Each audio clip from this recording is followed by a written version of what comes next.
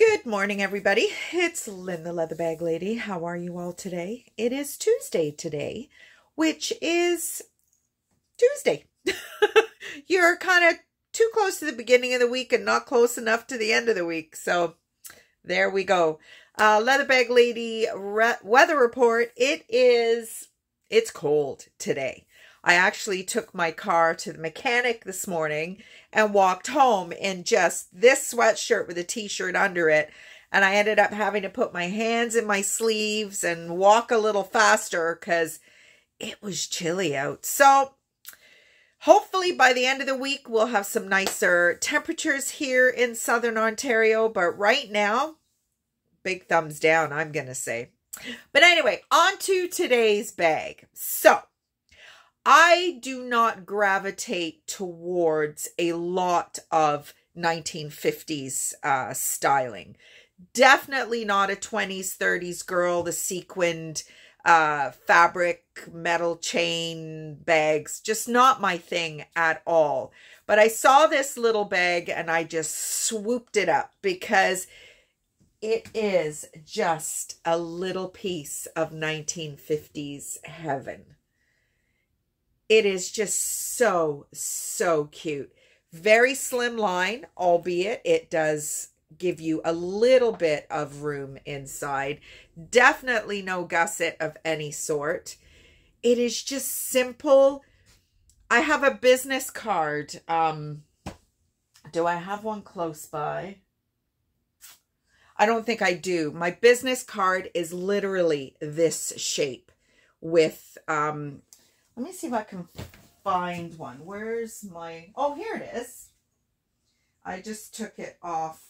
Well, I guess it's not as much of an accent. Just a price tag that I've taken off a bag. But there's just kind of a hint of that same shape. But this... I don't find a lot of red. As I'm about to have a hot flash. Again, what is it? Speaking with you guys, it gives me hot flashes. Holy moly. Oh, I got to get my handy dandy fan. Oh my goodness me. Whew. I've been doing laundry for my mom. There's a quilt and there's another one here on the back of the couch. My mom has been having issues with her new washer dryer. And it's such a shame. I mean, they've spent a fortune on this house renovation and new appliances and everything. And her stacker washer dryer has not been working. So I've owned this washer and dryer. I guess I just had my anniversary of moving into this house. I think it was the 23rd of April in 2007 or the 27th. I'm not sure. It's been 16 years, so I'm in my 17th year now, and I bought this stacker washer and dryer used 16 years ago, and it is still, touch wood, going strong. So my mom is having 2 single beds in the basement spare room. Too bad if you want to snuggle with your honey. So she needed quilts, and I had the kids 2 feather quilts in the shed, so I gave them a wash and off they go to my mom and dad's, which is great because it's something else out of the shed. It's absolutely getting there. We're slowly getting there. But back to the bag. So this little beauty is just amazing. So we've got gorgeous rolled handles. Now it does seem to be coming up just a little brighter than it is in reality. It's a little bit more of that winter red. You can maybe see it a little bit more here. There is some slight darkening on the corners. Nothing of any significance, but you know me, I like to tell you everything. Beautiful, very tiny top handles. You would really even struggle to get this on your arm. This is definitely a night at the theater.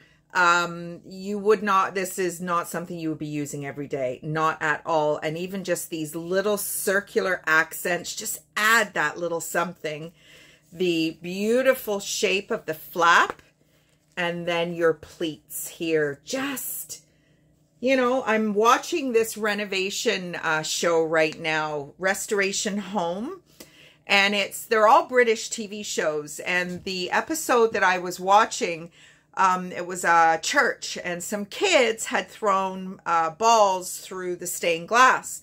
So they traced the original stained glass. It was a medieval tower, and then the extension was Victorian. But they traced the stained glass manufacturer to Smethwick, Birmingham, which is where I lived with my kid's father. We owned a home in Smethwick on Ethel Street in Smethwick.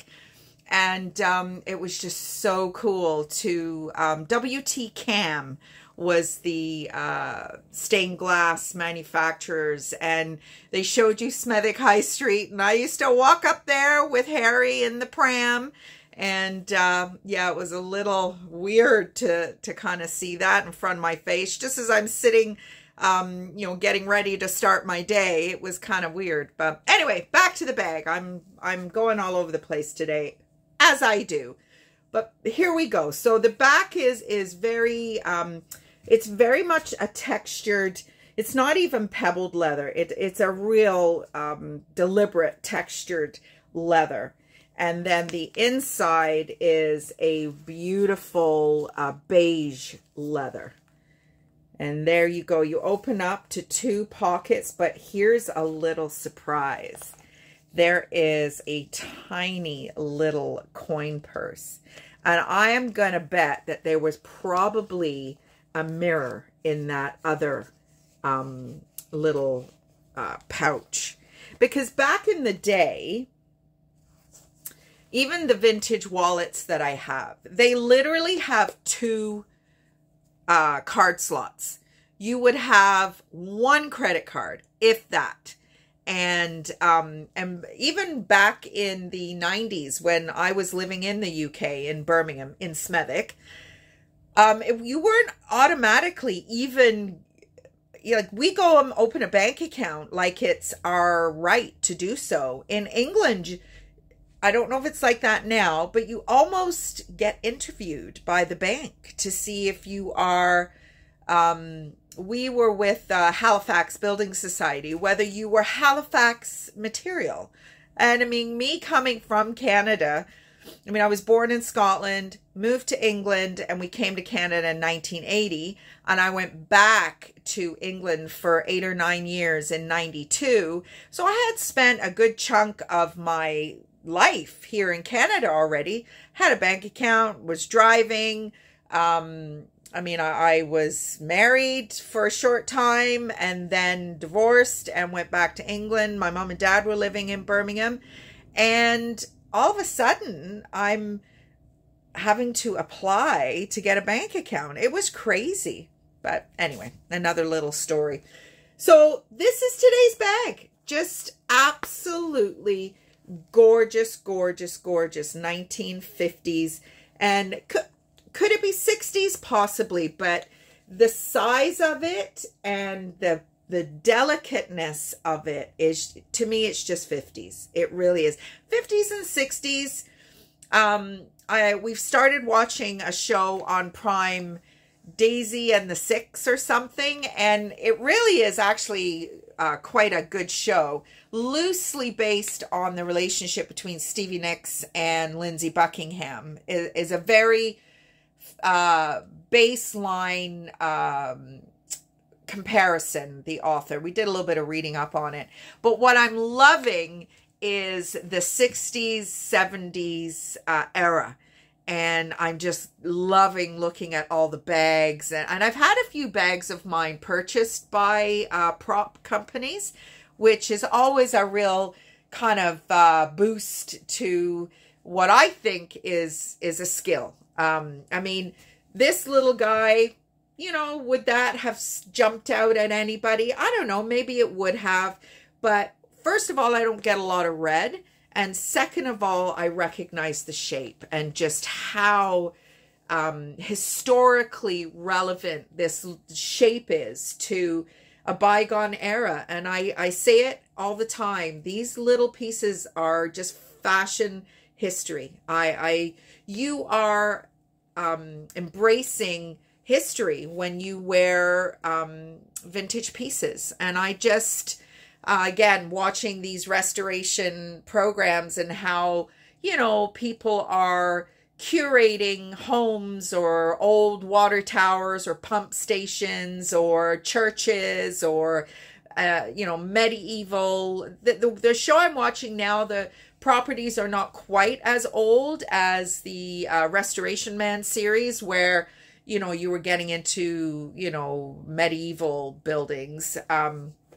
But this is, you know, if you're a fashion person, this is your way of curating a little bit of the past, because, you know, eventually these beautiful pieces will no longer be available because they're just going to be so picked over, so left to rot and decay that that's why when people give me attitude at the art crawl that I'm not producing art, I get very, very defensive, because that to me is fashion art. And if I can curate it and restore it in some cases and pass it along to you guys out there who are also equally interested, maybe just from a fashion standpoint or from, you know, being an individual. Pius and I have a bit of a joke. I hate Costco jeans. Hate them. And everywhere I go, I'm a bit of a butt girl too. So I will take notice of a nice butt. And if it's got a pair of Costco jeans on it, could be David Beckham. I'm not. No, have some individuality. We've been actually looking for vintage Wrangler jeans. And Pius is quite a, he's quite a petite gentleman. And finding a leg length, you know, a 29-inch leg length is very, very difficult. So we've been trying to maybe thrift some 29-inch leg lengths. And he did find, I think the Wranglers we found the other day were a 29-inch. They're kind of like a taupe color, which is very different for him. He's either black or blue.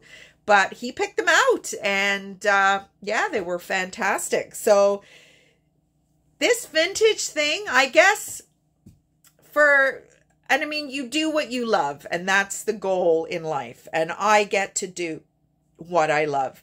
I could be more successful at it. I could work harder at it. One, I don't ever want it to become a job.